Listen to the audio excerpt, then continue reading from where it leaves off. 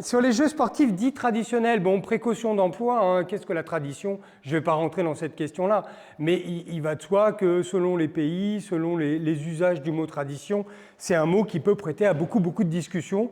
Dans les travaux que j'ai eu à mener qui portaient sur les pratiques synégétiques, ce qui apparaissait très fortement, c'est que ce qu'on appelle tradition, c'est surtout un bouclier, un écu. Vous voyez, la tradition, c'est aussi ce qui sert à dire frappez pas, vous frappez quand même sur des traditions. Il y a une espèce de tabou sur le fait que quand c'est traditionnel, quand c'est reconnu comme traditionnel, c'est difficile à attaquer comme on pourrait attaquer une pratique ordinaire. Donc le label traditionnel est peut-être dans certains cas de figure assez protecteur. Alors ce que je vais essayer de faire, c'est d'aborder les choses par l'angle de l'espace. Alors l'espace, on peut voir ça, j'y reviendrai au travers de l'espace de jeu, mais il y a aussi l'espace territorial, il y a le corps aussi dans l'espace, qui est une forme de spatialité à lui tout seul. Donc je vais essayer d'aborder tout ça. Structural renvoie évidemment aux travaux de Claude Lévi-Strauss, le structuralisme, très critiqué aussi, puisque le structuralisme, j'y reviendrai, c'est les années 1960, hein, une théorie qui écrase complètement les sciences sociales, il n'y en a plus que pour le structuralisme, ça a été fortement critiqué, alors pour de bonnes et de mauvaises raisons à mon avis, mais les bonnes raisons, c'est que finalement, c'est très ahistorique, le structuralisme. Hein. Dans le structuralisme, il n'y a pas d'histoire, c'est une analyse qui est un peu atemporelle, comme ça, donc ça pose beaucoup de problèmes. Et puis, les travaux de Claude Lévi-Strauss sont quand même assez symboliques. Hein. L'analyse symbolique joue un rôle très important, et c'est très intéressant, mais du coup, on en oublie la matérialité du vécu des gens. C'est-à-dire que ces gens qui jouent, qui ont des pratiques quelles qu'elles soient, sont aussi des gens qui ont des métiers, qui travaillent, qui ont des difficultés, qui vivent dans des régions qui peuvent être soumises à une quantité de problématiques, le chômage, etc. Donc ce que je vais essayer de faire, c'est essayer de me servir de l'approche structurale, mais de réintroduire des questions qui sont très contemporaines, très matérielles, sur comment est-ce qu'on fait vivre une activité sportive, par exemple dans le Val d'Ost aujourd'hui, avec toutes les difficultés de compétition avec les autres sports, d'argent aussi, de nécessité d'obtenir des autorisations pour entrer dans les écoles, etc. Alors en préambule, je vais commencer par les limites de mon travail, hein, comme ça ce sera fait. Moi j'aurai le temps de le dire, généralement ça arrive à la fin, on n'a pas le temps de le dire, là comme ça ce sera dit. J'ai déjà dit l'an dernier, je suis aussi acteur de ces pratiques sportives. Donc c'est très ennuyeux, parce que du coup je ne sais jamais où se situe ma capacité à objectiver, même si je sais que l'objectivation est un terme qui aujourd'hui est considéré comme très galvaudé. Mais enfin bon, quand on fait œuvre de science, on essaye quand même d'objectiver un petit peu. Et là, effectivement, il y a cette limite qui est pour moi incontournable. C'est d'autant plus incontournable que c'est un sujet qui est assez affectif, puisque les pratiques dont je vais vous parler, en particulier la pratique qui va me servir d'axe directeur, c'est quand même une pratique qui renvoie à ce qu'on appelle la socialisation primaire, hein, la socialisation de l'enfance. Pour ce qui me concerne, c'est un contexte villageois de 150 habitants à l'époque. On doit être 160 maintenant, donc très forte augmentation de la population. Donc vous voyez un tout petit village avec notamment la place communale, qui est vraiment le lieu, notamment le vendredi soir, pour nous c'était le vendredi soir, voilà, où tout le village pomiste se retrouvait et où les souvenirs, si vous voulez, sont tellement intenses que je ne peux pas nier la dimension affective, hein, de la pratique, ce qui, encore une fois, est un problème. D'autant plus que cet espace, la place communale, et ce n'est pas moi qui le dis, hein, c'est Michel Marié qui le dit très bien, la place communale, c'est ni un espace public ni un espace privé, c'est autre chose. J'ai une bonne anecdote là-dessus à propos d'André Micou, qui est un ethnologue français que Laurent, tu connais bien. André Micou, un jour, dans un colloque à Paris, c'est la pause cigarette. Alors, André Micou, il a toujours sa pipe, hein, donc on se retrouve sur les marches à l'extérieur. Et André Micou raconte une histoire. Il dit un jour, j'étais dans un colloque d'africanistes avec Michel Marié. Et Michel Marié, il écoute les africanistes traiter de l'espace en disant « oui, mais en Afrique, c'est différent. Vous, les Européens, vous avez l'espace privé, l'espace public, mais chez nous, c'est autrement. C'est l'espace de la communauté locale. » Et il y a Michel Marié qui lève la main et qui dit « Excusez-moi, moi j'arrive de Picardie, mon petit village du Ponthieu, et chez moi c'est exactement la même chose. La place communale, ce n'est pas un espace public du tout, c'est l'espace de la communauté locale, et on n'y fait pas n'importe quoi, bien évidemment. » Donc voilà, ce sont ces espaces-là qui ont un peu bercé mon approche de ces pratiques, avec, il faut bien le dire, un prisme de ma part qui est probablement obsessionnel, enfin qui va chercher certainement très loin dans mon psychisme, c'est un prisme spatial. Je me souviens par exemple du remembrement dans mon village, j'étais enfant, c'était pour moi fascinant de comprendre qu'il y avait des parcelles qui appartenaient à des gens, qui avaient appartenu à d'autres. Enfin, le cadastre finalement, c'est une véritable généalogie villageoise si on essaye de le suivre.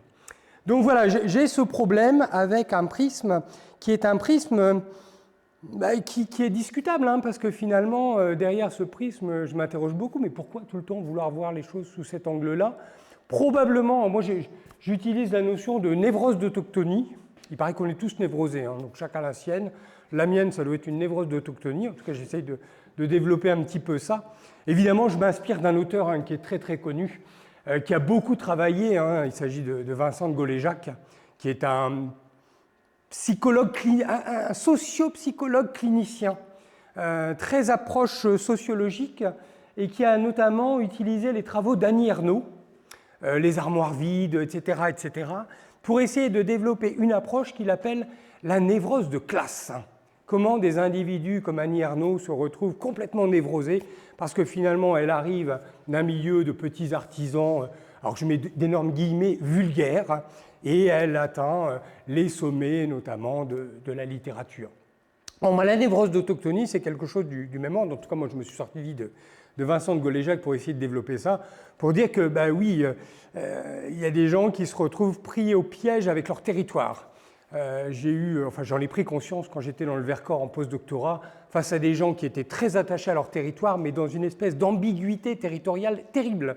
Alors, à la fois, je veux, j'en suis, puis à la fois, je supporte plus d'en être, c'est trop lourd à porter, et des gens qui sont complètement perturbés. Je ne vais pas développer ça aujourd'hui, mais en tout cas, c'est une thématique dans laquelle je me dis, finalement, tu t'inscris bien dans cette thématique-là, dans le sens où, je pense, tout simplement, il y a cette problématique de ce qu'on appelle le capital d'autochtonie. Alors, je ne sais pas si vous avez déjà entendu parler de cette notion de capital d'autochtonie, avec Nicolas Reinaï, mais bien avant lui, il y avait Jean-Noël Retière, qui montre que finalement, dans les classes populaires notamment, être du lieu, c'est une véritable ressource. Alors vous avez le capital économique, ce que vous avez dans votre portefeuille, sur votre compte en banque. Vous avez votre capital culturel. Les diplômes, par exemple, sont un bon exemple du capital culturel. Oui, on a des diplômes, vous en avez pas. En France, par exemple, avoir des diplômes ou ne pas en avoir, ça fait toute la différence. Mais vous avez plein d'autres capitaux. Vous avez votre capital relationnel, par exemple. Votre carnet d'adresse, qui est-ce que vous pouvez mobiliser quand vous avez besoin de quelque chose? Et il y a aussi ce capital d'autochtonie, c'est-à-dire des gens qui finalement, alors il y a eu les élections municipales en France, là, il y a peu de temps, il y a plein de gens qui ont été élus sur leur capital d'autochtonie, c'est très clair. Pourquoi j'ai voté pour telle personne? Quand même, c'est un tel, il est le fils ou la fille de, je ne peux pas faire autrement, c'est inconcevable. Donc voilà, le capital d'autochtonie, moi, il me semble que c'est quelque chose d'important, notamment dans la pratique de la pomme, enfin des jeux de pommes, sur lesquels je vais revenir. J'ai essayé de montrer des différences sociales au travers de ces deux photos. En haut à droite, donc, vous avez le jeu de pommes pratiqué par une forme d'aristocratie, c'est de la très haute bourgeoisie, au Jardin du Luxembourg. Là, à cette époque-là, c'était même avant, on jouait aux Champs-Élysées, à la pomme. La pomme, c'était quand même la partie aristocratique des jeux de pommes. Et puis, en bas à gauche, c'est un tournoi fédéral de la jeunesse pommiste. Alors, c'est un autre milieu social. C'est un milieu social là, qui devient un milieu social dans les années 70, de petits artisans, petits commerçants, gros cultivateurs, pour le dire rapidement. D'ailleurs, vous remarquez, les cravates, c'est quand même pas ordinaire aujourd'hui. Pour trouver une cravate sur un terrain de pommes, ça devient rarissime. Il y a eu véritablement on pourrait dire, popularisation des jeux de balle, avec plutôt aujourd'hui un monde ouvrier ou de petits paysans. Autrement dit, ce que je veux dire au travers de cette slide, c'est simplement que c'est quand même un espace communautaire. Alors communautaire, ça pose beaucoup de soucis, ce mot communautaire. On l'utilise un petit peu à toutes les sauces, il y a des communautés virtuelles, etc. etc. Moi, j'entends communauté au sens de Ferdinand Tönnies, le sociologue allemand Ferdinand Tönnies, qui parlait de Gemeinschaft, par opposition à la Gesellschaft. Donc la Gemeinschaft, c'est vraiment l'interconnaissance. Tout le monde connaît tout le monde, on sait qui est qui, de qui il vient, ce qu'il possède. Bref, on a une connaissance très très intime, presque chirurgicale des autres. Voilà, donc ça c'est pour vous donner le contexte dans lequel je travaille, par rapport à cet objet, bien évidemment. Les éléments de plan maintenant. Alors d'abord, je vous ai parlé donc de mon intérêt pour la question de l'espace. Ça renvoie notamment à beaucoup de travaux sur ce qu'on appelle en allemand la Gestalt, les formes. Quelles formes prennent la vie humaine, par exemple, quelle forme elle prend. Elle peut prendre des formes diverses et variées. Et là, notamment, je vais essayer d'appliquer ça aux jeux de chasse. Ces jeux de chasse sont des jeux, vous allez le voir, qui sont des gagne-terrain. Je vais essayer de l'expliquer, comment ça fonctionne, les principes de base, avec beaucoup d'expressions qui renvoient véritablement à une espèce de combat territorial. On dit par exemple « monter à la chasse ». Je me mets dans le créneau, un peu comme si vous étiez dans un château fort et vous défendez le créneau. On dit aux bases volées « descendez dans les créneaux ». On a une corde qui est une espèce de muraille qu'on essaye de faire évoluer en fonction des phases du jeu. Le but, c'est de faire mourir la balle, toujours faire mourir la balle dans le camp de l'adversaire. Donc, quand elle a fait 2 bonds, elle est morte, ça y est, on est tranquille, l'adversaire ne peut plus vous la renvoyer, il peut l'arrêter, c'est tout. Etc., etc., etc. Bref, beaucoup d'expressions qui renvoient toujours à la notion de territoire, à la notion de on a perdu de l'espace, on a gagné de l'espace. Toujours. C'est le principe de base de ces jeux. Ensuite, je vais essayer de me doter d'un petit modèle d'analyse. Bon, c'est un modèle, je vous ai dit, qui est inspiré de Claude Lévi-Strauss. Je vais essayer de l'expliquer. Qu'est-ce qu'on peut en faire de ce modèle-là avec toutes ses limites? Et puis, ces grilles de lecture, ça sera aussi d'utiliser ce qu'on appelle la sémiologie. Alors, la sémiologie, c'est une discipline qui, avec la sémiotique, pour le dire très simplement, se propose de travailler sur les signes. Alors, évidemment, là, on voit tout de suite les travaux de Ferdinand de Saussure, la linguistique, puisque la langue va être considérée comme un ensemble de signes organisés, codifiés, etc., etc. Mais il y a plein d'autres manières de considérer des langages, qui ne soient pas des langages écrits ou oraux, mais qui soient d'autres formes de manières de parler. Autrement dit, le sport, le jeu, peut-il être une forme de langage social, local? Et qu'est-ce qu'il dirait dans ce cas-là? Comment est-ce qu'on pourrait essayer de l'analyser? Je vais appliquer ça, enfin en tout cas tenter de l'appliquer ensuite aux jeux de chasse, les jeux dont je vais vous parler. Leur principe structurant, c'est la chasse. Et puis cette organisation sur la base des chasses, ça se place dans une histoire assez longue. On pense, alors évidemment on n'est jamais certain parce que les sources manquent toujours, mais on pense que c'est une origine grecque transportée à travers l'Europe au travers des légions romaines. Et chaque région dépositaire d'un de ces jeux, d'une de ces variantes, finalement a appliqué, a transformé le jeu originel pour en faire quelque chose d'original. C'est pour ça que vous retrouvez des jeux de balles qui sont similaires en Picardie, mais aussi dans la région wallonne, du sud donc de la Belgique, ou alors au Pays Basque, ou alors dans le Languedoc-Roussillon, etc., etc., etc. Donc la forme originelle prend des formes extrêmement différentes dans les réalités. Alors j'en arrive à la question posée par Christiane donc, pour cette édition. L'enjeu, c'était de croiser la question de la langue, ici en Val d'Ost, avec la question des jeux. Alors, langue et jeux sportifs, moi je me suis posé la question, comment est-ce qu'on peut essayer de croiser ça et à travers de ce croisement, qu'est-ce qu'on peut essayer de dégager comme problématique, autrement dit comme angle d'attaque? Qu'est-ce que je peux proposer? Si on essaye de suivre ce qu'on a appelé le tournant spatial, en gros, cette manière pour la géographie de considérer l'espace comme une dimension proprement sociale de la vie humaine et proprement culturelle, dans ce cas-là, on a peut-être 3 manières d'aborder le croisement langue avec jeu sportif.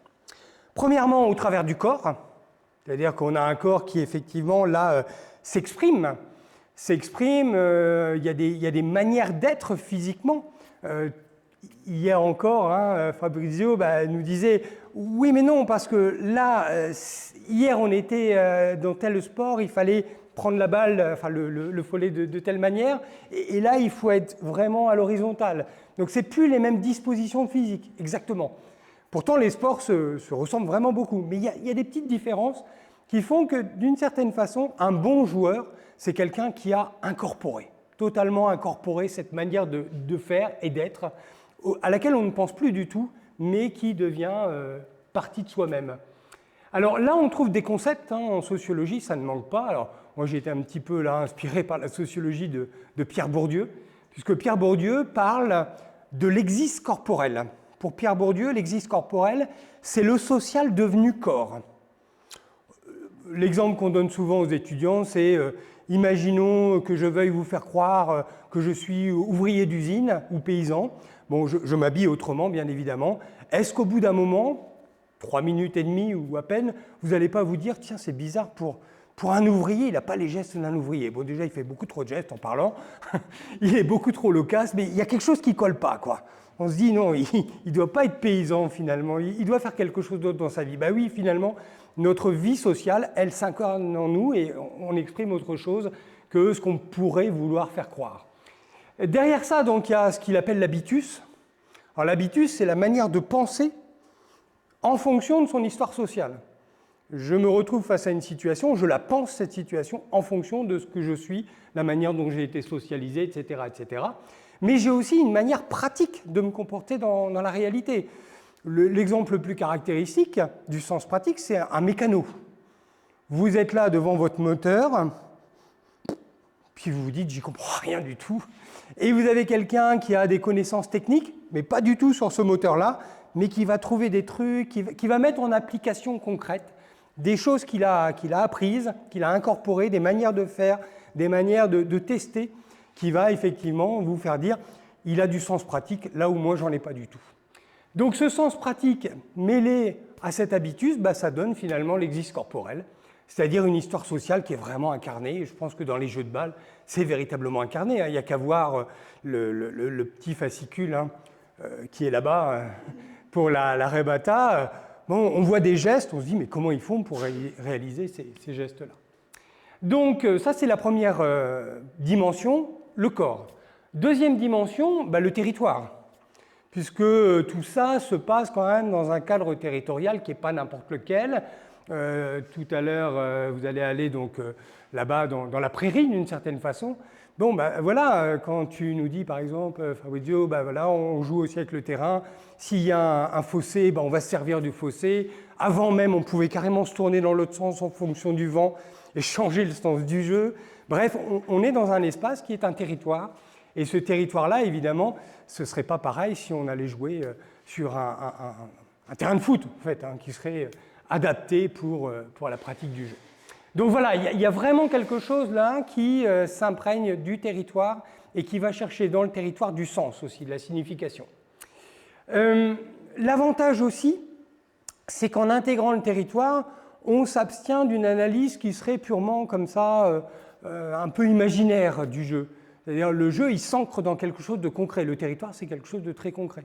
Paradoxalement, quand on va chercher des explications, parfois on peut être tenté par y trouver une essence. Il y aurait une essence du jeu. C'est-à-dire qu'on tombe dans ce qu'on appelle l'essentialisme en sciences sociales, c'est-à-dire une vision des choses où, d'une certaine façon, on perd le contact avec la réalité. On me discutait avec Raphaël d'interactionnisme symbolique, c'est là qu'on va retrouver l'interactionnisme symbolique parfois aussi. Je crois aussi devoir dire que derrière tout ça, il y a peut-être une inspiration liée au fameux ouvrage de 1979 de Pierre Bourdieu, qui est un ouvrage quand même qui a un peu transformé la manière de de penser les rapports symboliques, c'est la distinction. Je ne sais pas si vous avez déjà vu ce gros bouquin, qui est un bouquin qui a notamment un volet photographique à l'intérieur, avec vraiment des photos très très intéressantes sur la gueule de l'emploi, sur la manière dont finalement ce qu'on appelle la distinction sociale, c'est aussi quelque chose qui se marque dans des attitudes physiques très très fortement. Donc voilà, là je vous mets un peu la source d'inspiration. Alors ça, ces deux parties-là, c'est très classique en sociologie, j'ai rien dit de bien particulier. Là où ça peut devenir plus intéressant, c'est de considérer la troisième dimension, c'est-à-dire là, l'espace de jeu lui-même. Le rectangle, le cercle, enfin là où on joue concrètement, c'est-à-dire un terrain plus ou moins formalisé. Alors pour les jeux de pommes, ça a pu être la rue, hein. Très souvent on a joué dans des rues, on a joué contre des murs d'église, bref on s'est servi pour faire des terrains de quantité de choses. Et ce qui est intéressant, c'est que cet espace-là, il est d'une certaine façon habité. Habiter, ça veut dire quoi? Pour Olivier Lazzarotti, ce concept d'habiter, il nous dit mais c'est quelque chose qui tourne autour de l'espace construit qui permet de me construire. Hein, c'est son explication. Qu'est-ce que c'est que l'habiter? Habiter un lieu, c'est je me construis en construisant le lieu. Avec les autres, hein, bien sûr, je ne le construis pas seul. Comment je me construis en tant qu'individu au travers de la construction de l'espace? Ça, c'est sa définition. Alors, une petite anecdote là-dessus. Ce concept a connu un succès absolument, je peux presque dire aujourd'hui mondial. Hein. Le concept d'habiter, il est utilisé, il est même mis à toutes les sauces. Je me suis autorisé à poser la question à Olivier il n'y a pas très longtemps de comment lui expliquer ce succès. Hein, parce que régulièrement, je lui envoie des mails en lui disant « Tiens, encore un usage d'habiter que je n'avais pas vu jusqu'à maintenant ». Et il a été très sincère, il m'a dit « Tu veux savoir pourquoi ce concept a du succès ? Parce qu'il est très ambigu et que tout le monde reste dans l'ambiguïté. Personne ne veut rentrer dans le moulin, dans le moteur de ce concept et d'une certaine façon, c'est ça qui fait son efficacité. Et je crois qu'il a profondément raison. C'est un concept qui est intéressant, mais qu'il faudrait peut-être politiser un petit peu. Il est passablement dépolitisé. Alors mes outils maintenant, les outils que je vous propose pour essayer de construire des grilles de lecture. Bon, premier outil, je vous en ai un petit peu parlé, la sémiologie ou la sémiotique. Je ne vais pas rentrer dans le détail, hein, les différences entre sémiologie et sémiotique. L'idée, c'est de travailler sur les signes. Ce sont des disciplines scientifiques qui vont s'intéresser à la dimension signifiée, signifiante de la vie sociale. Qu'est-ce que ça veut dire de porter tel vêtement, telle moustache, etc., etc., etc. Hein. Je faisais la blague de dire est-ce que notre ami il est plutôt garde-chasse ou plutôt braconnier? Parce que c'est vrai que dans les photos qu'on a vues, notamment l'expo, on voit bien hein, qu'il y a quelque chose de l'ordre d'un style qui s'impose, d'une époque, d'une manière d'être homme au travers du signe de la moustache. Bon, l'idée, ça a été ça dans un premier temps. Beaucoup de chercheurs ensuite sont partis de la langue pour dire mais finalement il y a plein de manières de s'exprimer et donc il faut étendre la langue au langage. Finalement il y a d'autres formes de langage. Alors, le meilleur exemple c'est quand même l'architecture. L'architecture c'est quand même un langage sur lequel beaucoup de chercheurs ont travaillé. Alors moi j'ai été intéressé par l'ouvrage de Sylvia Ostrovetsky et de Jean-Samuel Bordreuil, le néo-style régional. C'est-à-dire qu'ils travaillent sur des pavillons, des maisons, qui sont produites en chaîne, hein, à la chaîne, selon des styles qui tendent à reproduire un style régional. Comment on va faire le pavillon provençal par rapport au pavillon normand, par rapport, etc., etc., etc. Autrement dit, ils ont montré que, oui, l'architecture, c'était une codification, un peu comme une langue, avec non pas des phonèmes ici, mais d'autres éléments qui sont... alors bon, Claude Lévi-Strauss, j'y reviendrai après, utilise par exemple les mythes. Il montre que les mythes, c'est plein de petits mythèmes, un peu comme des phonèmes qu'on organise pour construire des mythes. Et finalement, on trouve toujours les mêmes mythèmes, comme on trouve toujours les mêmes phonèmes dans une langue. Alors, si on essaye d'appliquer ça à notre objet, hein, qui est l'homo ludens, hein, l'homme qui joue... Là, je fais référence évidemment à un célèbre ouvrage qui montre que le jeu, finalement, c'est quelque chose de très, très sérieux. Ce n'est pas du tout quelque chose de dérisoire. Mais peut-être qu'au travers de ce qui apparaît comme secondaire, on peut dire des choses qu'on ne pourrait pas dire si c'était explicitement sérieux. Le fait que ce ne soit pas sérieux parce qu'on joue, donc voilà, on ne se prend pas trop la tête, ben, d'une certaine façon, ça permet aussi de dire des choses qui ne sont pas dites dans d'autres cas de figure. Alors, ce langage, cette espèce de... Enfin, ça permet de décliner plusieurs approches. D'abord, un langage corporel, dans la manière dont tel jeu mobilise le corps. Il y a quand même des cultures professionnelles, des cultures locales qui s'expriment. Tu parlais, Laurent, des jeux liés notamment au bûcheronnage, des jeux de force. Bon, bah là, on voit très bien comment, finalement, ce qui est utile dans la vie professionnelle va être mobilisé dans le jeu. Sur les jeux de la région d'Ost, on en a déjà parlé, il nous semble quand même que la dimension de figure tutélaire du berger est quand même très, très, très présente. Et je vais essayer de vous montrer que pour ce qui concerne la pomme, la dimension paysanne, la dimension foncière est extrêmement importante et qu'elle fait écho à une région quand même qui est une région extrêmement agricole, qui ensuite a été industrialisée, mais qui est restée quand même une région très, très agricole. Alors, ça permet aussi de développer un autre aspect, qui est donc le langage matériel, c'est-à-dire qu'un terrain, c'est aussi une organisation, c'est aussi un dispositif. Encore une fois, la sportivisation, c'est la systématisation du dispositif. C'est-à-dire qu'on va finir par dire, bon alors le chemin qui est au bout du terrain à tel endroit, bon, on ne va pas le compter dans le terrain, hein, parce que bon, il y a des petits malins qui ont pris l'habitude d'aller envoyer la balle au bon endroit, enfin l'objet au bon endroit, donc de ce fait-là, ils sont avantagés. Donc on va standardiser, on va se donner des règles, et ça aussi, c'est une forme de langage matériel. Et puis, troisièmement, le langage code, c'est-à-dire véritablement les règles du jeu. Alors là, on rentre vraiment dans les choses très, très concrètes. Hein. Hier, on nous disait qu'être prêtre au temps, c'est quand on fait tomber 3 fois de suite la balle, hein, je ne sais plus comment il s'appelle. Ouais, la balle du sang. Si elle tombe 3 fois de la perche, bon, bah, on est prêtre. Alors du coup, ça renvoie à une sorte de métalangage, hein, une sorte d'interprétation symbolique qu'on peut proposer. Alors Laurent disait, ah oui, le prêtre, c'est celui qui est stérile.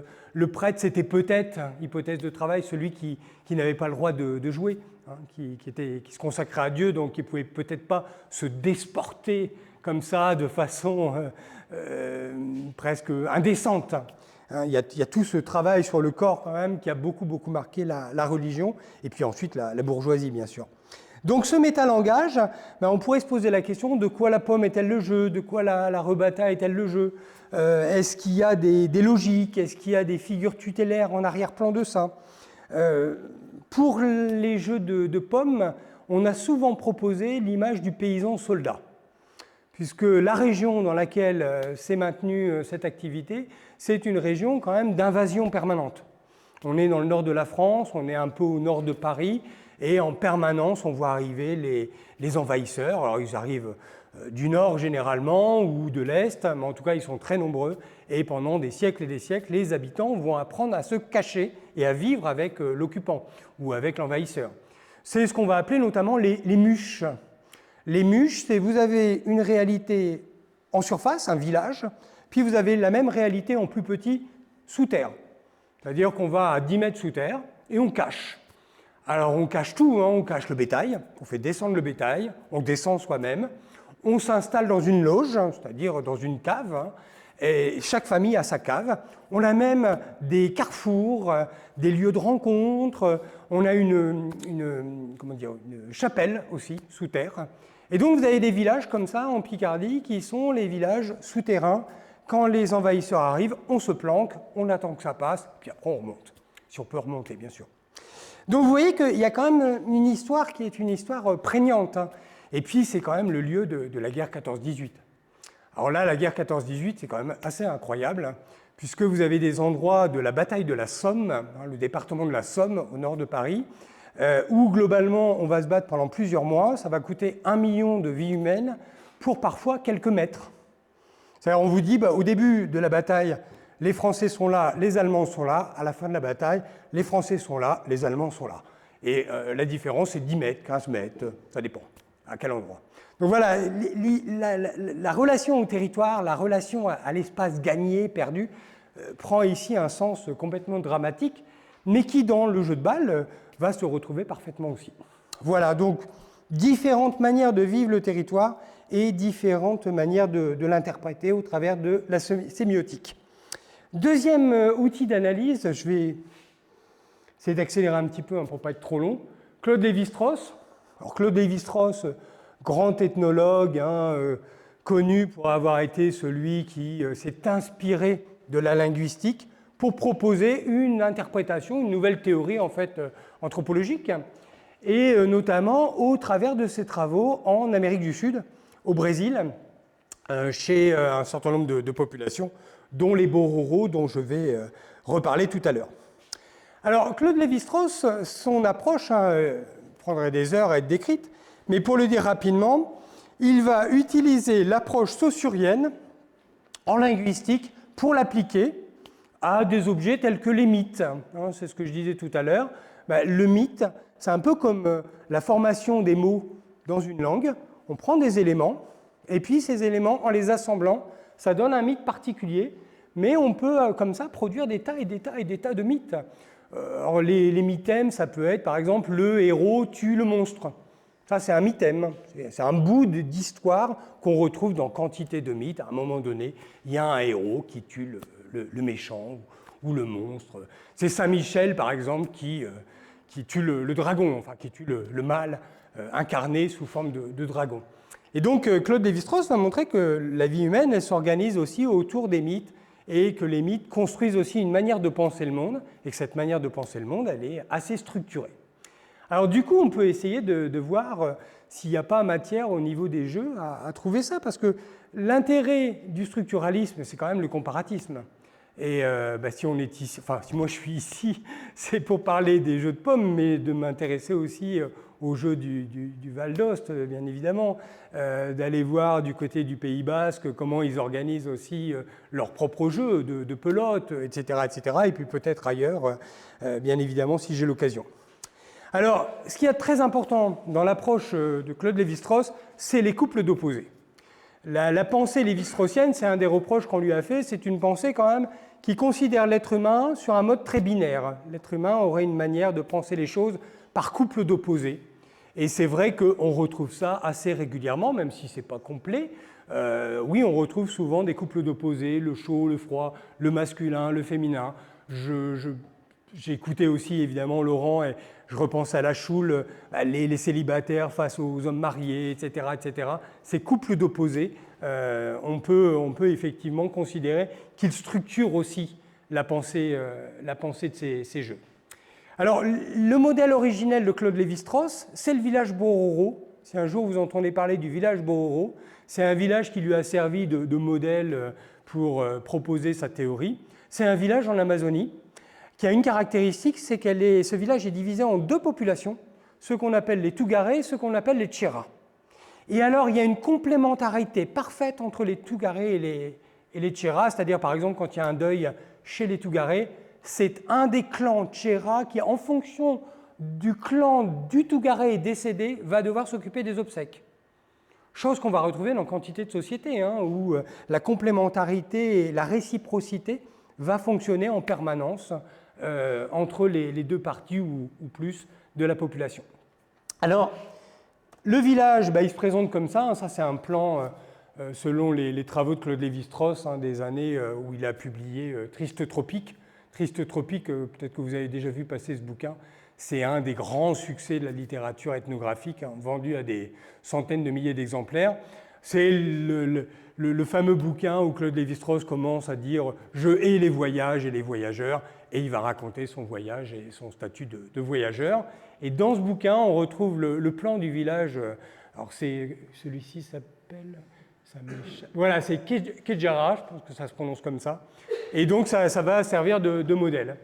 Alors, si on essaye d'appliquer ça au jeu que moi je connais un petit peu, on peut prendre l'équipe de Longue Pomme, qui est aussi caractéristique. Alors, non pas forcément... Enfin, il y a deux équipes, donc forcément, il y a une symétrie. Mais par exemple, chacun des joueurs a un rôle qui n'est jamais dit, mais qui est toujours plus ou moins implicite. Celui qui est le foncier, qui est tout en haut, là, c'est le coq du village en quelque sorte. Hein. C'est la force brute, à celui qui est capable de loin de transpercer la corde adverse. On va voir ça tout à l'heure avec un petit film. Il y a 2 joueurs devant lui, une deuxième ligne, qui sont les basses volées. Donc basses volées, ça veut dire que ce sont des gens qui prennent de volées, mais des volées basses. Ce sont des gens généralement qui sont connus pour leur adresse, hein, parce qu'ils récupèrent en fait ce qui a été raté au premier plan. Donc ils ont toujours des balles un petit peu biscornues, donc vous voyez des gens qui sont toujours en train de se mettre dans des postures abracadabrantesques pour essayer de rattraper la balle d'une manière ou d'une autre. Donc ce sont les basses volées. Et puis vous avez la première ligne, le milieu de corde, que j'ai appelé le réflexe.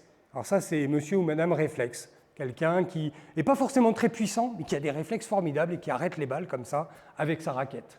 Et puis des 2 autres côtés, bon, souvent il y a beaucoup de moqueries, il y a ceux qui sont les moins bons de l'équipe, qu'on met comme ça en corde, en se disant, bon, il y a du monde derrière, si jamais ils n'assurent pas, on s'en sortira quand même. Alors vous en avez un à droite, qui généralement a plus de force quand même que celui de gauche. Hein, c'est un bouche-trou, entre guillemets, hein, c'est un peu méchant de dire ça, mais la réalité, c'est quand même un peu celle-ci. Bon, ça ne me dérange pas de le dire, parce que moi, je joue maintenant bouche-trou. Hein. Donc voilà, je suis devenu bouche-trou aussi, donc j'assume. Il y a celui qui tire un petit peu plus fort que l'autre, donc ça, on le met à droite. Et celui qui tire un petit peu moins fort, on le met à gauche, parce qu'on commence l'ordre des tirs toujours par la droite, puis on termine par la gauche. Donc voilà. Alors, maintenant, tout ça, c'est bien gentil, j'ai envie de dire, mais voilà, c'est un petit peu aussi le produit d'un imaginaire. Et ça, ce sont les limites hein, de ces 2 modèles. Ils ne sont pas très historicisés. Par exemple, le fort en bras. Bah oui, fort en bras aujourd'hui. Pourquoi? Parce qu'à la pomme, on joue avec des balles qui sont des balles en liège, recouvertes de flanelle.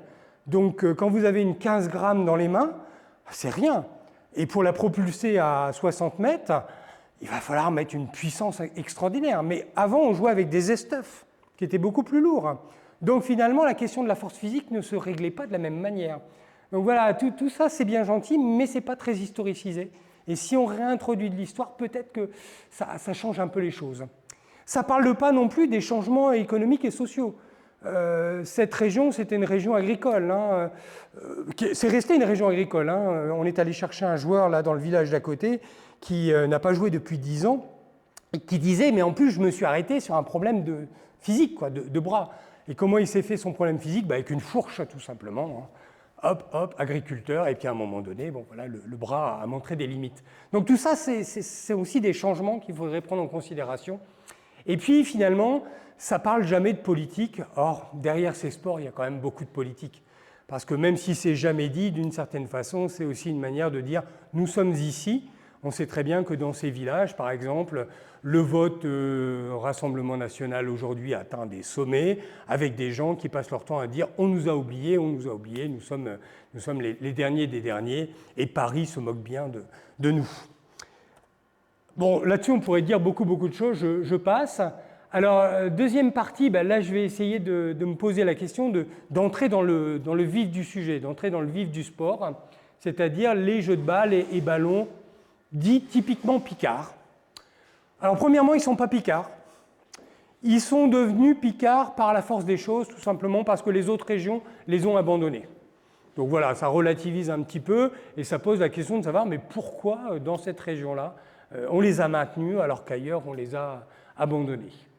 Il y a 2 grands types de jeux de balles et de ballons, nous dit Marcel Lazure, qui s'inspire d'autres auteurs, hein, bien évidemment.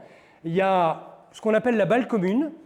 Alors la balle commune a des principes structuraux qui sont au nombre d'au moins 3. Ce qui compte, c'est par où passe la balle. Par exemple, au football, vous pouvez très bien marquer un but parce que la balle a passé la ligne du but, hein, alors que derrière, vous avez le gardien de but qui repousse la balle. Eh oui, mais trop tard. C'est passé, c'est passé. Par où est passée la balle vous donne le point ou ne vous donne pas le point. Vous avez au contraire une autre famille de jeux, ce qu'on appelle la fénane, hein, qui nous vient des Grecs anciens, où là, les principes structurants ne sont pas du tout les mêmes. Ce qui compte dans ce genre de jeu, c'est par où tombe la balle. Où est-ce qu'elle touche le sol? Et c'est ça qui va être déterminant.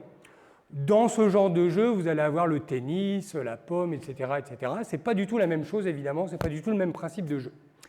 Dans la balle commune, vous avez un deuxième principe, c'est que vous devez vous intéresser à des lignes qui sont souvent à l'opposé de votre camp. C'est là que ça se joue.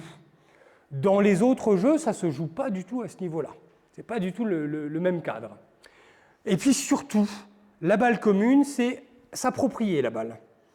Au contraire, dans les jeux de balles issus de la Féninde, il ne s'agit pas de s'approprier la balle. Je la touche, maintenant c'est à toi de la toucher. Je ne peux pas me l'approprier comme dans la choule par exemple, ou la soule. Je prends la balle et je la garde, je cherche à la garder. Là, ici, dès qu'on l'a touchée une fois, c'est à l'adversaire de toucher la balle. Ça paraît rien tout ça, mais ça structure énormément. Par exemple, ça explique pourquoi, dans les jeux issus de la Féninde, on n'a pas le droit de toucher avec le corps la balle, très très souvent. C'est interdit, il ne faut surtout pas toucher la balle. Donc voilà, ça ce sont des principes structuraux, mais ce sont des principes qui vont être essentiels. Alors le jeu dont je vais vous parler maintenant, il entre dans cette filiation-là. Vous avez tous les jeux de volant, qui donnent aujourd'hui le badminton. Vous avez le jeu de pomme, haut à droite. Alors, une forme là, de jeu de pomme, là c'est plutôt ce qu'on appellerait la courte pomme, mais il y a aussi la longue pomme. Vous avez le tennis, vous avez le squash, etc. etc. Je suis trop long, Christiane ? Non. Alors,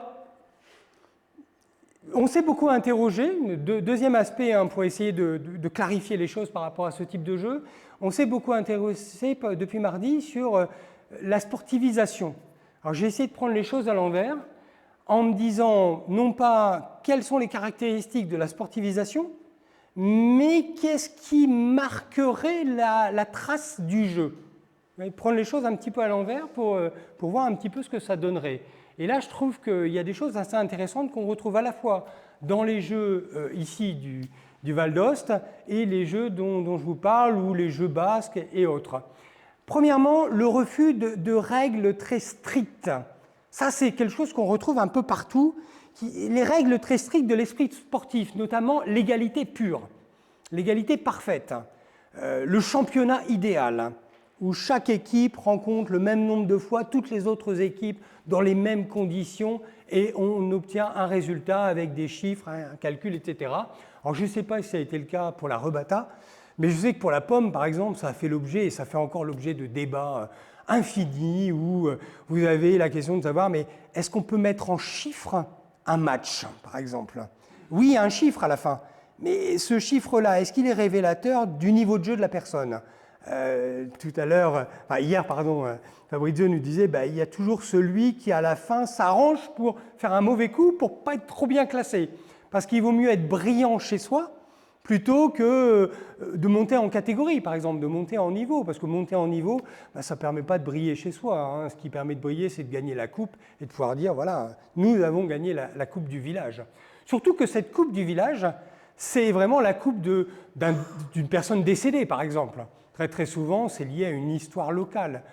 J'ai eu l'occasion, il n'y a pas longtemps, de téléphoner à quelqu'un dans un village d'à côté en disant « Voilà, on a retrouvé une coupe, c'est un peu délicat, c'est la coupe Intel. » Et là, la personne qui ne pratique pas du tout le sport, mais qui connaît bien le village, dit « Ah, tu fais bien de m'en parler, alors attention, on marche sur des œufs là. » La personne s'est suicidée il y a 35 ans, vous voyez, mais ça reste extrêmement vif. Et donc, toute cette histoire locale, elle a du sens. Et puis, un autre petit élément aussi auquel je pensais, hier, j'ai entendu des klaxons, je ne sais pas si vous avez entendu les mêmes klaxons que moi hier soir, donc je me suis dit, tiens, des klaxons, est-ce que c'est un mariage, qu'est-ce qui s'est passé?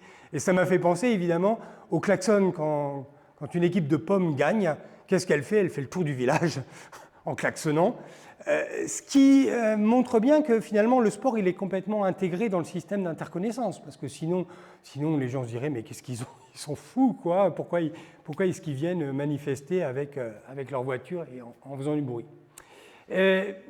Tout ce qui s'est dit aussi m'a beaucoup inspiré lorsque Laurent disait le changement c'est aussi quand on introduit des maillots. Ça aussi, c'est quand même la résistance aux maillots. On a trouvé ça aussi dans la pomme. Pourquoi est-ce qu'ils veulent nous imposer des maillots? On n'a pas besoin de maillots, on se connaît tous, on est dans l'interconnaissance, donc personne n'a besoin de maillots. Et puis, l'image du héros local qui ne peut pas supporter la demi-mesure. À la pomme, à un moment donné, vous allez le voir, on joue de différentes manières. Il y a la terrer et il y a l'enlever.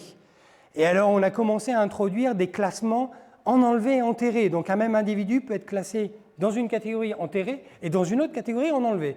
Et ça choquait énormément les gens en disant, quand on est première catégorie, on est première catégorie, on n'est pas un demi-première catégorie. Ça, c'était une résistance, si vous voulez, à l'esprit sportif tel qu'on le voit se développer.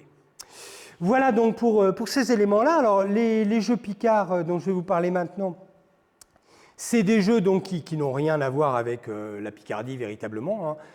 Ils se sont maintenus en Picardie à partir du fin du 19e siècle. Ils étaient présents dans quasiment tout le nord de la France, avec une ligne en gros Loire hein, qui formait la délimitation. Le recul, il va intervenir notamment à partir du XVIIe siècle. C'est là que les jeux sportifs et la pomme notamment va commencer à régresser. Et puis il y a aussi des phénomènes locaux qui vont peut-être jouer un rôle dans le maintien en Picardie. C'est que vous avez une industrialisation qui est une industrialisation rurale, qui va caractériser la région Picardie pendant très longtemps, c'est-à-dire que l'usine, elle s'installe, mais c'est une petite manufacture, et chaque village, chaque bourg a sa petite entreprise. Voilà, et en plus, ces jeux sont différents, mais s'approprient, exactement comme ici dans le Val d'Ost, des parties de la région. Vous avez la partie ballon au poing, la partie longue pomme, un territoire pour la balle à la main, un territoire pour la balle au tamis. Là, la limite, par contre, c'est qu'on n'a pas de recul historique. On ne sait pas si, antérieurement, c'était le cas. Alors, maintenant, je vais essayer d'appliquer ça à ces trois types d'espaces dont je vous ai parlé, c'est-à-dire le territoire, le terrain lui-même et le corps. Alors, l'espace du territoire, vous le voyez, que ce soit ici en 1912, dans un petit village de la Somme, où on est en plein milieu du village, hein, c'est véritablement la place communale, elle sert à faire le bal du 13 juillet, elle sert au rassemblement. Au moment notamment de la mobilisation, la population va se réunir aussi sur cette place-là, et c'est la place où on joue aussi à la pomme. Aujourd'hui, les choses n'ont pas changé. Alors, on a rajouté des bandes de couleurs, mais vous voyez, c'est exactement la même chose, hein, c'est vraiment le cœur du village. Alors, il y a une notion aussi qui peut être intéressante ici, c'est le régime de spatialité, hein, puisque comme je vous le disais, c'est quand même un espace commun. Ce n'est pas un espace public véritablement, c'est autre chose. Et puis, ce n'est pas un espace qui est pensé marketing. Alors, exemple d'un espace pensé marketing, le padel. Je ne sais pas si vous êtes intéressé au padel, mais alors là, c'est typique de la pensée marketing. J'ai mis, par exemple, en haut à gauche, les surfaces impliquées dans un monde où l'espace est devenu très cher. Hein, je ne fais pas de dessin. En ville, le moindre petit mètre carré, c'est quelque chose qui est valorisable. Alors, padel, c'est 200 mètres carrés. Vous mettez 4 personnes sur 200 mètres carrés. Tennis, c'est 648 mètres carrés, d'après les recommandations de dégagement du terrain. La pomme, c'est à peu près 2000 mètres carrés. Il faut 2000 mètres carrés quelque part. Et alors, si je prends les jeux Val-de-Thun, alors là, il faut des hectares pour jouer parce que voilà, c'est comme ça. Le paddle, c'est l'antithèse parfaite. D'autant plus que c'est un sport qui a été pensé pour être accessible à tous. Vous pouvez être un athlète accompli et vous éclater dans le paddle. Moi, je connais des gens qui me disent c'est génial, mais ils jouent à un très haut niveau. Et vous avez des gens qui sont vraiment pas des sportifs et qui peuvent très bien jouer au paddle. Donc, en plus, c'est quelque chose qui a été pensé pour être accessible à tous, avec du matériel qui peut être produit dans des usines mondialisées très facilement. On peut produire à la fois une raquette de tennis, une raquette de paddle, etc. Techniquement parlant, ce n'est pas un problème, mais il faut quand même acheter la raquette de paddle. Vous ne pouvez pas jouer avec une autre raquette au paddle. Il vous faut la raquette de paddle. Donc, économiquement parlant, on voit bien que ce n'est pas stupide, quoi, la manière de le penser. Alors, l'espace de jeu maintenant de ces sports, Picard, dit Picard, c'est le principe du gagne-terrain. Alors, je vous montrerai une petite vidéo tout à l'heure. Vous avez plusieurs manières de jouer, notamment à la longue pomme, qui fait que c'est une géométrie variable en permanence. Vous avez ce qu'on appelle la terrée, qui est considéré comme le sport ancestral. J'en suis de moins en moins convaincu, néanmoins. Enfin bon, ça c'est un autre débat. Donc la terrée, c'est quand vous avez le droit de faire rouler la balle. Vous avez l'enlevé, qui, comme son nom l'indique, va favoriser un jeu très en l'air. Et là, c'est du 2 contre 2, du 1 contre 1. Et puis vous avez une autre forme d'enlevé, mais en 4 contre 4. Et là, vous allez voir, c'est un intermédiaire entre les deux. Alors on va essayer de détailler un petit peu. Donc vous avez premièrement l'atterré. Alors l'atterré, premièrement, vous avez le sens du vent, toujours. Alors, ça, c'est ce qui structure. Hein. Vous avez le sens du vent, donc vous avez une équipe A ici qui va être contre le vent, une équipe B qui va être avec le vent. Vous allez mettre une ligne médiane entre les deux. Cette ligne médiane, on va l'appeler la corde. En fait, il n'y a pas de filet, donc il faut bien remplacer le filet. Mais la caractéristique, c'est que ici, vous avez une ligne de tir où chacun va venir engager, hein, c'est le tir. Mais le problème, c'est qu'à partir du moment où la balle quitte la raquette, il n'y a plus de terrain. Après, chacun fait ce qu'il veut. Si vous êtes ici et que vous avez l'envie de venir ici, vous pouvez le faire. Le terrain est libre. Il y a une espèce de suspension des règles de bipartition du terrain. Ça, c'est la caractéristique. Alors après, le but, c'est d'aller faire mourir la balle le plus loin possible dans le camp de l'adversaire. Si j'arrive à engager ici, personne ne rattrape ma balle, elle fait un premier bond, puis un deuxième bond, elle est arrêtée ici, eh bien, j'ai réalisé une belle performance puisque j'ai gagné tout ce terrain-là. Et qu'est-ce qui va se passer dans un second temps? On va dire, écoutez, c'est pas mal ce que vous avez fait, je reconnais, mais laissez-moi faire mieux que vous. Donc l'équipe B va se mettre ici, l'équipe A va se mettre ici, mais évidemment, elle va tenir compte du gain d'espace, hein, puisqu'elle a gagné cet espace, et elle va simplement défendre cette partie-là, tout simplement. Et elle va dire, écoutez, allez-y, faites mourir la balle au-delà de cet espace que nous avons gagné. Et si vous faites mieux, vous aurez gagné le point. Et si vous faites moins bien, vous n'aurez pas gagné le point, bien évidemment. En termes d'imaginaire, en fait, la question du territoire ici devient un peu suspendue. Il y a une incertitude d'une certaine façon. Il n'y a plus de territoire. Plus personne n'a de chez soi. Ça devient ouvert. Ça devient ouvert à la conquête territoriale. Si vous êtes en 2 contre 2, au contraire, eh bien on va jouer différemment. Le 2 contre 2, le principe c'est celui-ci. Vous remplacez la corde, vous la supprimez et vous la remplacez par un fossé. Et dans ce fossé, vous dites, les balles n'ont pas le droit de tomber. Autrement dit, le fossé, c'est comme un filet. Mais au lieu de mettre le filet à la verticale, on le met à l'horizontale, tout simplement. Et après, le principe, c'est le même. C'est d'aller faire mourir la balle dans le camp de l'adversaire. Et donc d'avoir une organisation, un dispositif territorial qui n'est plus le même. On va voir la vidéo, vous verrez, ça sera beaucoup plus simple. Et comme je vous disais, le 4 contre 4, c'est un intermédiaire entre les deux. C'est-à-dire qu'on va dire, on garde la corde, mais on n'a pas le droit de passer de l'autre côté. Il faut rester chacun de son côté. Je ne vous ai pas parlé des rapports aussi, mais en enlevé, vous avez des limites dans le sens de la longueur. Eh bien, en 4 contre 4, on va laisser une limite sur 2. D'un côté, il y a une limite, de l'autre côté, c'est infini. On peut aller aussi loin qu'on le veut. Alors, pourquoi tout ça? Parce qu'il y a ces fameuses chasses, ce principe des chasses, qui est vraiment le principe qui organise le jeu et qui donne son sens au jeu. C'est-à-dire quand vous parlez à des pommistes, que ce soit des joueurs de longue pomme, de ballon au poing, de balle à la main, de balle au tamis, que vous leur dites, mais c'est très compliqué vos histoires de chasse, là, on n'y comprend rien. Pour le développement de votre sport, le mieux, ce serait peut-être de supprimer les chasses. Et là, il sourit en disant, oui, mais si vous enlevez les chasses, la longue pomme devient du tennis, hein, et c'est de la baballe, quoi. J'envoie la balle, je renvoie la balle, et celui qui ne renvoie pas la balle dans les limites a perdu le point. Ça, c'est le principe du tennis. Tout le monde le comprend très vite. En quelques secondes, on a compris le principe. La pomme, c'est vrai qu'on se dit, j'ai du mal à comprendre, vous allez voir avec la vidéo. Alors, cette vidéo, elle est prise dans les remparts de la ville de Roye. La ville de Roye est une ville qui, historiquement, a joué un certain rôle dans la région, un rôle au niveau local, bien sûr, mais c'est une ville qui a une longue histoire. On retrouve, je crois, le toponyme aux alentours de 150 après Jésus-Christ. Donc c'est une ville qui a une histoire quand même assez longue. C'est une ville aujourd'hui qui tourne autour de 6000 habitants. C'est un chef-lieu de canton. Et ça se situe dans la Somme. Et vous allez voir que, notamment, ces remparts, ils ont résisté parce qu'ils étaient enfoncés on est dans des douves, mais la ville a été totalement ravagée pendant la Première Guerre mondiale. On disait de Roye qu'il n'y restait plus une brique sur l'autre. tellement la ville avait été détruite.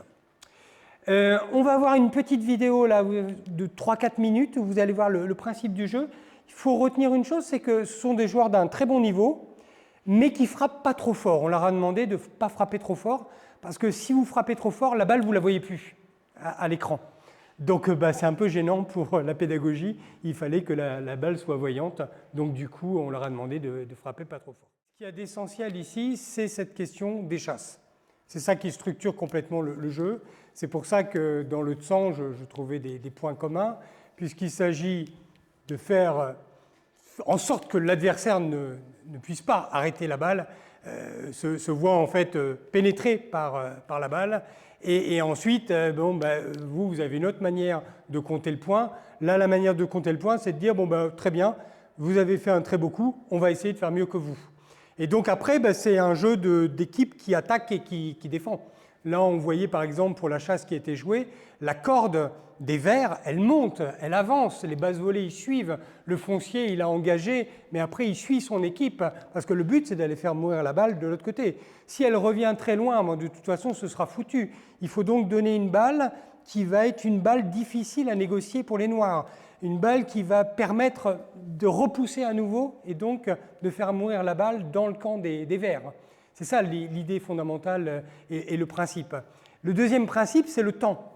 C'est-à-dire qu'il y a deux temps, ça se joue en deux temps, ça ne se joue pas en un seul temps. C'est toute la complexité et c'est ce qui rend les choses plus compliquées. C'est ce qui fait dire aussi à Fabrizio, par exemple, le Tsang, c'est quand même très stratégique par rapport à la rebata où on tire. Et celui qui va le plus loin et qui va le plus grand nombre de fois, il gagne, et l'autre, évidemment, est perdant. Donc voilà, ça, ce sont quand même des jeux qui, me semble-t-il, prennent de l'espace. On l'a vu par rapport au padel, oui, il faut de l'espace. Ce sont aussi des jeux qui jouent en permanence avec l'espace, selon un régime donc, de gain, de perte de terrain. Ça se joue au centimètre près parfois. Parfois, vous avez un arbitre qui est là et qui... et il fait ça ou ça, mais tout le monde se dit, ouais là, voilà quoi. Ça se joue à rien du tout. C'est le coup de raquette parfois. Et d'ailleurs, parfois, l'arbitre dit, pour eux, pourquoi? Non, c'est eux qui ont gagné le point.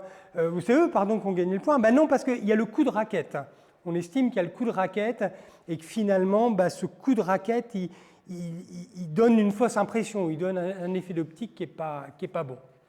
Donc tout ça a fait qu'on a quand même une image de cadastre, je trouve, qui s'impose en permanence, avec une conception de l'espace qui est millimétrée, qui est ultra précise, détaillée, où il faut finalement, pour l'emporter, réussir à faire les meilleures chasses. Donc parfois, c'est un jeu qui est très peu spectaculaire. Quand on ne connaît pas le jeu, on se dit, qu'est-ce qui se passe? Ce sont des gens qui passent leur temps à changer de terrain, tout le temps. C'est la caractéristique des gens qui regardent et qui ne comprennent pas le jeu. Ils se disent, mais ils sont tout le temps en train de changer de terrain. Et oui, effectivement, ils changent très souvent de terrain, puisque quand on a établi 2 chasses, on change de terrain. On pourrait en faire 3, mais on estime que 2, c'est déjà pas mal. Et évidemment, quand il y a une des 2 équipes qui a 45, dans ce cas-là, il n'y a pas besoin de faire 2 chasses, on fait une seule chasse. Et là, on change encore plus souvent de terrain.